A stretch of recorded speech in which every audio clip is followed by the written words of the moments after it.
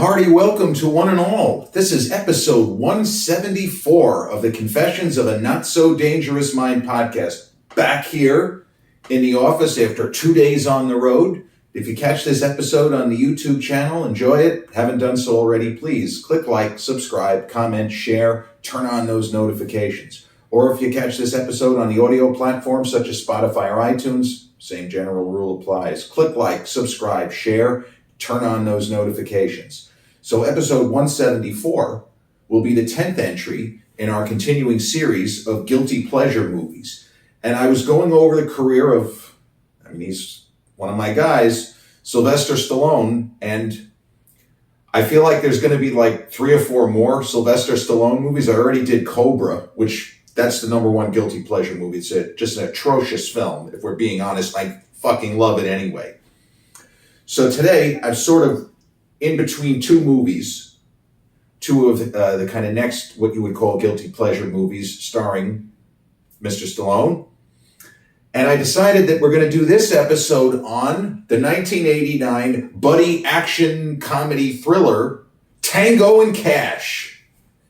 Another movie I've seen at least 15 times was in circa 1990-91. It was on very heavy rotation on Cinemax and HBO. But this was a movie that I actually rented from venerable, long gone, dearly departed South Shore Video on Merrick Road, just off Route 107 at the bottom of at the bottom of Route 107 in Massapequa. You could see All American from the front of South Shore Video. And Tango Cash did not get reviews nearly as, it wasn't trashed by critics to the extent of Cobra, for example. But most critics, and Roger Ebert and Gene Siskel, both didn't like it, and they were both fans of Stallone. They more or less accused Sly of taking it easy here, that they didn't think that he did enough with his role. They felt that, and a lot of critics said this, Kurt Russell kind of came to play, and Sly was more or less on autopilot. And I don't necessarily agree with that. But another thing that was talked about with this movie, so essentially the setup, for those who haven't seen it, and if you haven't, this movie just kicks ass. It's hysterical. And Russell has the kind of broader performance. He gets to be funny, and he kind of does most of the acting, but I feel like that's okay for the movie. I never sensed that Sly was coasting. It's just that his character is more reserved. He's kind of wound tighter, although Russell has, this kind of terrible temper. But Stallone's character, he's very precise. He's a great cop, but he's a different kind of great cop to Kurt Russell's Gabe Cash, Ray Tango, great name. But the setup is, these are the 2 best cops in Los Angeles. And they couldn't be more different in terms of their methods. I guess Cash is more impulsive. I don't want to say shoot first, ask questions later, but he's more impulsive. And Tango is quieter, more interior, and he's okay with some of the behind-the-scenes type of work, sitting at a desk. He wears a suit to work, and, Kurt Russell's Gabe Cash really doesn't. But one thing that, when I remember when the movie came out, a lot was made of the fact that they cast in the opposite way that we would have expected. And I think that's a crock of shit, because even at the time, the idea was, well, Kurt Russell, because he had just been in Tequila Sunrise, where he spends most of the movie, forgive me, Lakers fans, he's Pat Riley, okay? He's an attractive guy, very athletic looking, with his hair slicked back, presumably a lady killer. And the joke is that Pat Riley was actually the person they had in mind for that role in Tequila Sunrise. And Pat Riley wasn't going to star in a movie, but that's how they envisioned the character that Kurt Russell played opposite Mel Gibson, Raul Julia, Ann Magnuson, terrific cast, good movie, Michelle Pfeiffer. But the idea is that they said, well, now Kurt's going to play the unvarnished slob, as if that was something new for him. Did we not see Big Trouble in Little China? Did we not see Overboard with Goldie? I mean, yes, it is true that Stallone, as Rocky and Rambo, played characters that rarely put on a suit, but it's not as if Kurt Russell was dialed in and wearing a Rolex and a $30,000 Italian cut suit in most of his movies. Tequila Sunrise is really the only one. When he did the Mean Season in '85 with another late great actor, Richard Jordan, he's barely in a suit. He's wearing a button-down shirt, but he's not dressed in a suit. And I don't know what Kurt Russell they're talking about. But Kurt Russell played guys wearing torn T-shirts almost as much as Sly. So, the reason why this movie is a guilty pleasure is it's another in a long line of sort of disposable 80s action movies, of which Sly was part of a number of them, where you step back and say, none of this could ever happen. They're not even making an attempt. Yeah, it's set in the real world, because there's no green screen, there's no aliens, but this couldn't happen, and this couldn't happen, and this couldn't happen, and this couldn't happen, and this couldn't happen, but it sure is fun. So a phenomenal actor, Oscar winner, Jack Palance, a guy who I had first seen when I was 10 years old, and my dad rented the movie Shane. Shane, come back! But Jack Palance played the heavy. And if ever there was a menacing actor, an actor who just by his screen presence was intimidating, Jack Palance. So he won an Oscar actually a few years after this. Jack Palance worked steadily, 60s, 70s, 80s. He was in Batman. For those who don't know the name, he plays Grissom, the guy, the kind of crime boss who Jack Nicholson's Jack Napier is in his employ, and then he tries to screw Jack Napier over. Well, not really. Jack Napier's having sex with his woman, so it kind of this and that. But that's the actor we're talking about, Jack Palance. In his next movie, he basically plays the same character with a different name. He's another crime boss. But hilariously, the name of his character in Tango and Cash is Yves Perret. And I will never forget my favorite film critic. I always bring him up because he's worth it. Roger Ebert, in his review of Tango and Cash, he hated the movie, as I said, didn't despise it 1 star, but he felt there was potential for something more than what we got. The effects work is great, the stunts are great, Kurt Russell's a riot, a lot of the action sequences are well choreographed, but what Roger Ebert said about the casting of Jack Palance, he didn't have a problem with the fact that Palance was in the movie. But the name of the character that Jack Palance plays in Tango and Cash is Yves Perret. Yves Perret. And Roger Ebert, you can Google this right now, and he might have even said it in the review on TV, but I know he said it in print. He said, in all of human history, no one has ever looked less like Yves Perret, like someone whose name might be Yves Perret. No one has ever looked less like an Yves Perret than Jack Palance. And even for a 15-year-old kid, I was fucking dying when I read that. Nobody's ever looked less like an Yves Perret than Jack Palance, but he plays a character called Yves Perret, the crime boss. Gus Grissom, Gil Grissom, Jack, whatever it wasn't Gus Grissom.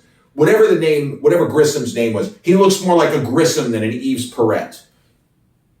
But Palance ended up winning an Oscar 2 years later. So now that I'm thinking about it, he had Tango and Cash and Batman came out the same year. He played a crime boss in both movies.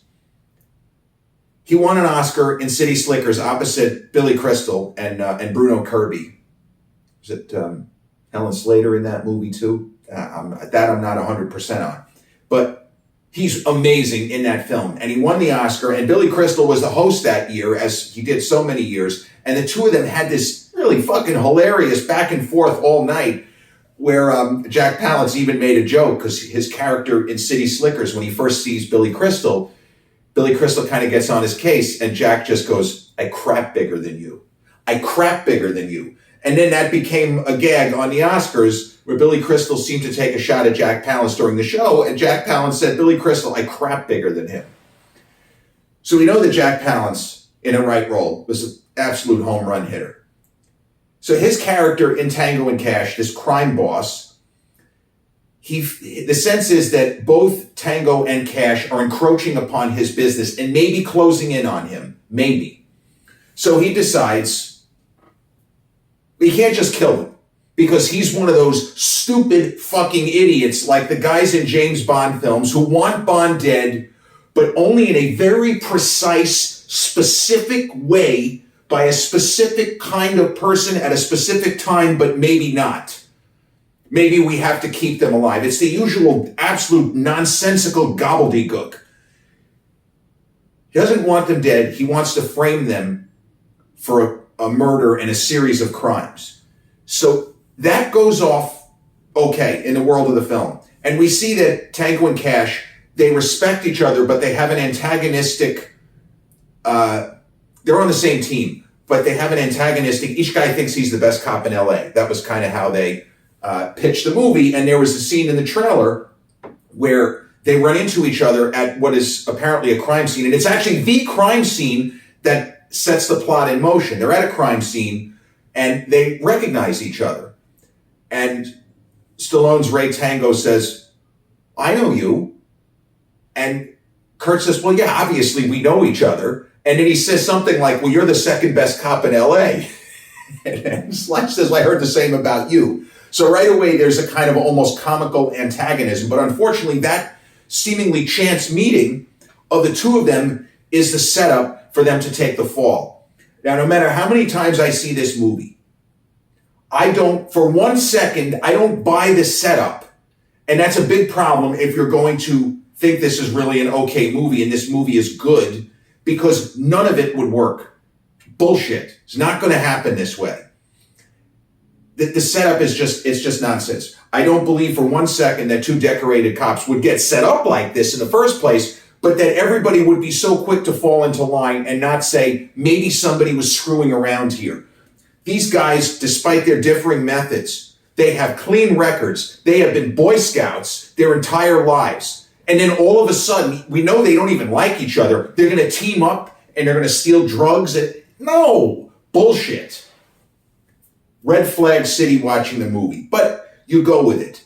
And then not only do they get railroaded for a crime, they plead out and they're supposed to go to Federal Country Club. They're supposed to go to the kind of facility where it's not going to be maximum security because they're not violent offenders. Come on. So they make a deal. They're going to go to so-called Federal Country Club. Well, that's what Cash calls it. We don't really know what that means. But it's not going to be maximum security. And somehow in the transfer, they get sent, we don't know where. They're somewhere in the system, we don't know where. Bullshit. Like, that's not going to happen, even if it's 1989 and there's no GPS and no internet. That is total absurdity. Again, as a 15-year-old kid, I'm watching the movie, I'm not paying attention to this. This is fucking great, I love it. I did love it. But they end up in this maximum security prison. And of course, there are a lot of inmates in there that the two of them, independent of one another, put behind bars. So Stallone has a great moment where, again, I mentioned how his character is very tightly wound. He's quiet. He's interior. The actor Robert Zedar, who had been in Maniac Cop, great. He starts screaming as they bring Tango and Cash into this maximum security prison. He's screaming, "Cops, bring them here!" He's going nuts. So Sly goes up to him. And the guy's twice the size of Stallone. But Stallone is more or less walking free, and this guy is literally behind bars. And Sly fucks him up. And you're not expecting it, because the way that his character is presented, it's something that you would expect Cash to do, not Tango. But the scene plays really, really well. So they're in prison, and at various points, they're about to be killed, but we can't kill them yet. And they're going to kill them here, but we can't kill them yet. And now we're really going to kill them, and somehow their lives get saved. It's the same shtick that how many different times in the Sean Connery Bonds specifically was his character about to be bumped off, but somehow they never get around to it because they just have to keep Irving the Explainer, as Roger Ebert said. Irving the Explainer has to tell everything so that the hero can get bailed out by somebody else or can get his wits together and manage to overpower whatever's going on there. So Jack Palance, Irving the Explainer, he just can't shut up. He can't stop explaining his master plan and plans.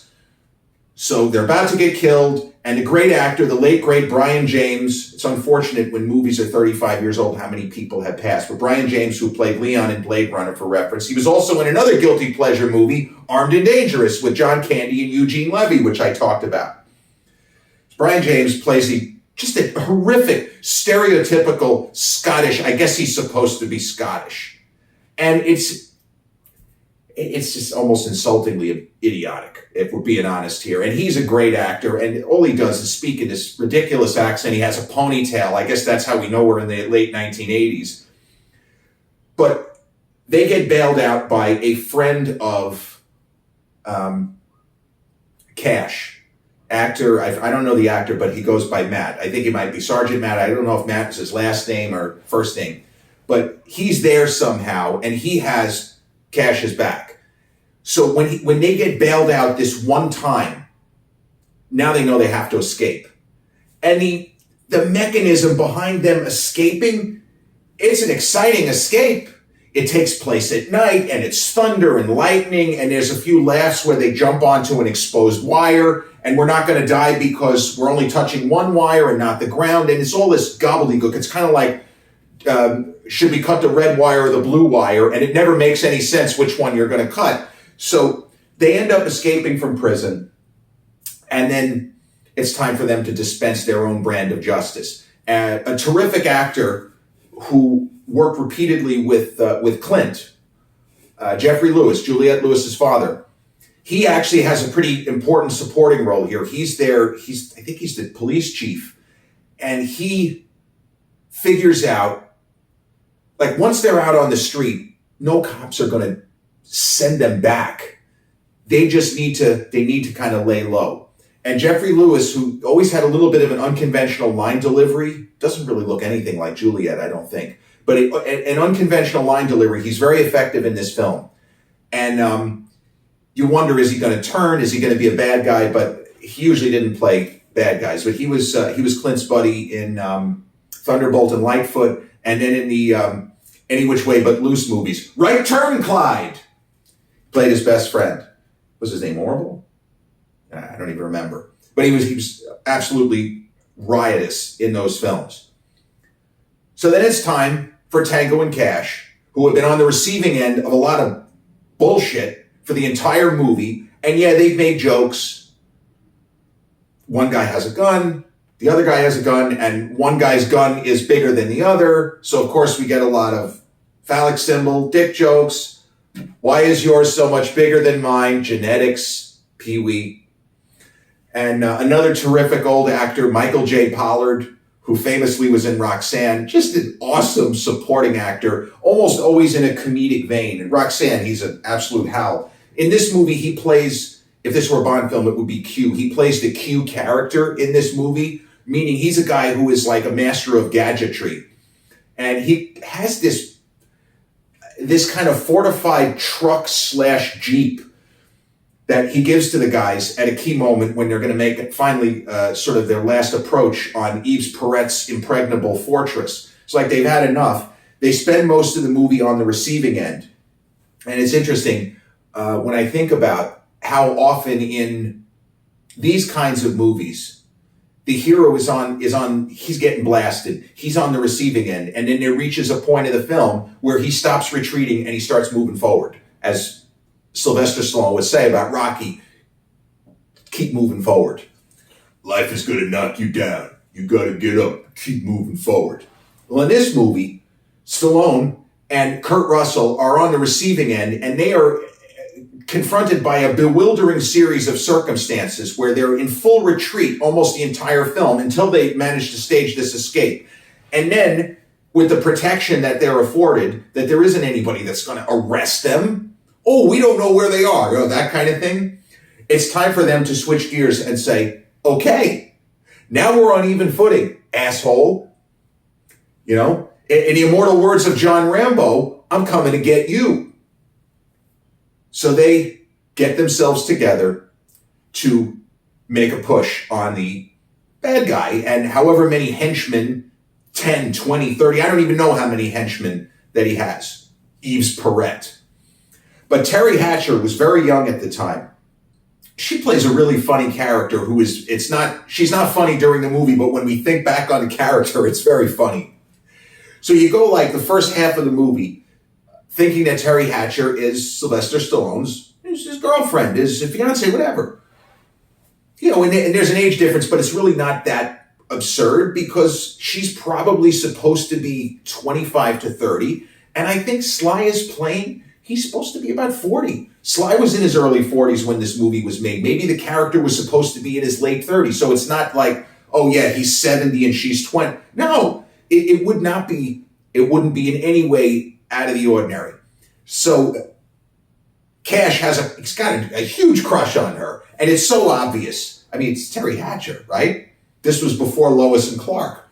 So there's a moment in the movie where Cash is still thinking that Catherine is the name of the character, is Sly's girlfriend. And he's not being inappropriate in any way to her. He's not hitting on her or anything, but we know that he's sweet on her. So there's a moment where he just kind of, the two guys are at odds. And Cash goes, and by the way, your girlfriend. And Sly shouts, my sister. And both guys are shocked. Because Stallone assumed that he knew it. You didn't know? Like, they stopped being angry just for a second. Like, oh my God. One guy can't believe it. The other guy can't believe it. And Kurt goes, that's great. Because I guess now I got free reign. Now I can maybe have a shot to get in there. I just assumed it was your girlfriend. My sister. So there are moments where the guys, they're not really that antagonistic once they go on trial and once they're locked up, because they're in the same predicament, and whatever sort of, no pun intended, whatever metaphorical measuring contest that they were in to see who the best was, they got to work together, even if they don't really like each other. So the film succeeds from that perspective, because after a certain point, they are on the same team and the same page. And even if there's some kind of humorous antagonism, they're not enemies. They're not enemies. And I know that Stallone has discussed that he wishes if he could go back in time, he probably would have not done Lock Up. I think that's the one movie, if he was going to do a sequel to Cobra, it would have been doing Cobra 2, whatever they would have called it, instead of Lock Up. I don't think that he would have wanted to flush Tango and Cash. But if you're asking me, would I have rather seen a sequel to Tango and Cash? Yeah. Because he and Kurt really work well together. I mean, they're both action heroes of that age, but different kinds of action heroes. It's interesting because there are similarities between John Rambo and Snake Plissken, but the Escape from New York, Escape from LA movies are, to me, in more of a heightened reality, venturing into science fiction, whereas at least the First Blood is ground level. It's, yeah, there's a lot of crazy stuff that happens, but it does not stray that far from the natural world. Now, you get to Rambo 2 and Rambo 3, and okay, it's total ridicularity. But these guys were both action heroes, legends. I think Kurt's probably a better actor than Sly, and I love Sly, but, you know, within a narrow range. But Kurt's done it all. Kurt's great at comedy. Kurt's great at drama. You look up Kurt Russell, if you're only familiar with him as a kind of older actor, like the Christmas Chronicles or, you know, films like that, even working with, in Guardians of the Galaxy as Chris Pratt's character, Star-Lord's dad. Kurt Russell was a child star. He has had a career that is so extraordinary, it can barely be quantified. Because most child stars run into trouble and flame out. And Kurt Russell had just about the most seamless shift from childhood, Disney, and the Walt Disney was his biggest supporter. Like, Walt Disney adored him. Walt Disney knew he was going to be a star outside of Disney. He had unshakable faith in this kid's talent. And he's proved it, or proven it again and again. And he's on that list for me of people who've given great performances, never been nominated for Oscar. Because some of the kinds of movies he's made, even super successful ones like Breakdown, Breakdown's one of those movies that almost everybody who sees it says, holy shit, what a fucking movie. And right now, if you ask people, if you have not seen Breakdown, which ironically was released 27 years ago today, the same day and date as the original Austin Powers International Man of Mystery, May 2nd, 1997. Saw Breakdown with my dad. And then I saw Austin Powers with my sister the next day. I was going to the movies a lot. But I would say that Kurt Russell, if you say what performance of his, if I could rewind the clock and have him nominated for an acting Oscar, I think Miracle. I think his interpretation of Herb Brooks in the 2004 film about the 1980 U.S. Olympic men's hockey team, Do You Believe in Miracles? Yes. He's so good. You almost forget that it's Kurt. He sounds like Herb Brooks. Herb had a very particular cadence to his speech. Got it down. I'm not looking for the best players. I'm looking for the right ones. Forget who you're watching. Tango Cash, though, is super entertaining. And I don't want to spoil everything, especially if you haven't seen it. The movie is fun. It's streaming free on Tubi, among other apps. You shouldn't have to pay for it and find it on various services. But I know for 100% certain it's streaming free on Tubi. You just have to deal with a couple of commercials every 15 minutes. It's not even as bad as watching a show on television. It is, though, every bit a guilty pleasure movie. You might say even more so than Cobra, because I guess Cobra's a guilty pleasure movie because of how unbelievably absurd and preposterous it is. This movie is absurd and preposterous, but it is entertaining the whole way through. There are really no slack moments in this movie. And Cobra, despite the fact that it's not even 90 minutes long, there are moments in the second half, like when they go on the run, where it's not really that interesting. As Brigitte Nielsen attempts to seduce her real life husband, thank goodness he's straight, I guess.